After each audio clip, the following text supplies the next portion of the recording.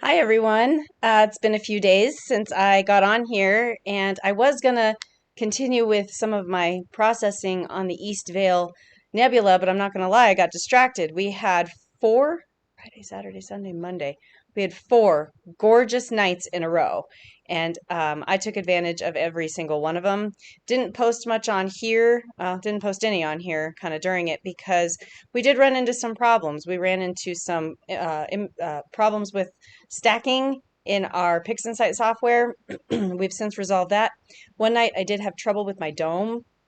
It wasn't in sync with my telescope or something, and so it didn't quite do right. So some of it was troubleshooting, and that's just part of this, I'm thinking, especially with the level that we're at. There's going to be some hiccups along the way, and we had a couple of them. So, but I thought I would get on and show you what I've been working on most recently.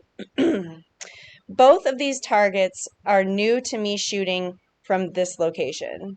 I've shot one of these targets from where we lived before we moved in here and had the dome set up. I didn't add to the data of it. I didn't like it. I wasn't as good back then. Lots of reasons. So I wanted to start fresh in the new place with a target that I have shot once before, and that's the Iris Nebula. The other target that I went for that turned out really, really spectacularly is it's called NGC 6914, and it's a reflection nebula in the constellation Cygnus, about 6,000 light years from here. So I've been working on these two just because I wanted something fresh and new to play with.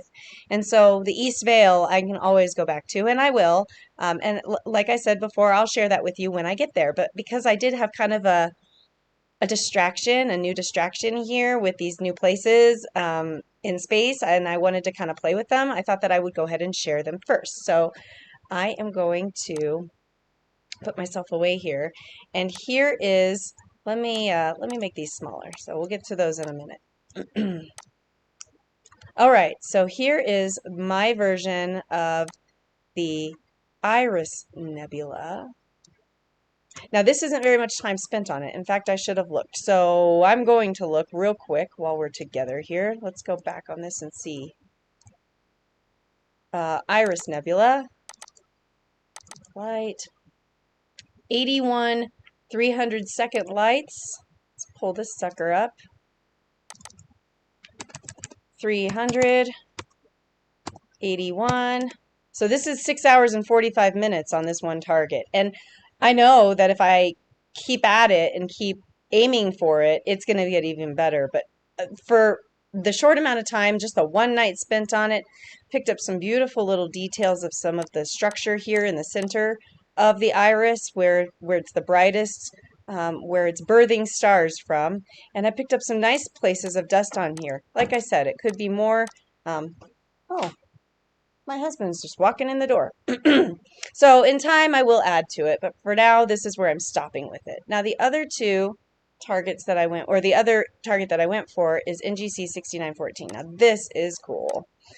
So this is a reflection nebula. Oh, this one has my copyright on it. That's okay. No big deal.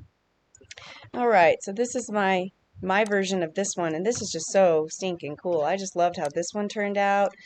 You can zoom in here and see the brightest part. This is actually where it gets its name for the reflection nebula in the middle here, kind of this lighted area or this brighter area, and then it's surrounded by this beautiful hydrogen alpha dust and cloud structure. This, when you're looking at it in our planetarium, it's right in the core of the Milky Way, and that's why it's all dusty like this. So I decided to also do a starless version of it. He's getting ice out of the fridge. Sorry if you can hear that.